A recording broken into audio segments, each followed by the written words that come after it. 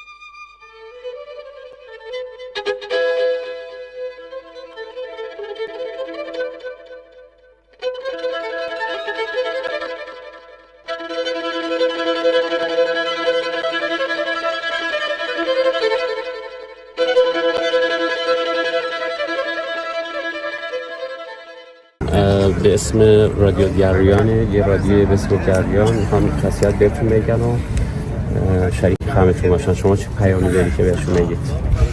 خیلی ممنونم از مردم سلیمانیه و از همه هنرمندا، از مراسمی که تشکیل دادن، از میزانی که دارن به ابراهیم توجه نشون میدن و این برای من خیلی ارزش داره و امیدوارم که هنرمندا، هنر همیشه باقی میمونه، حالا هرگرچه هنرمند از بین بره.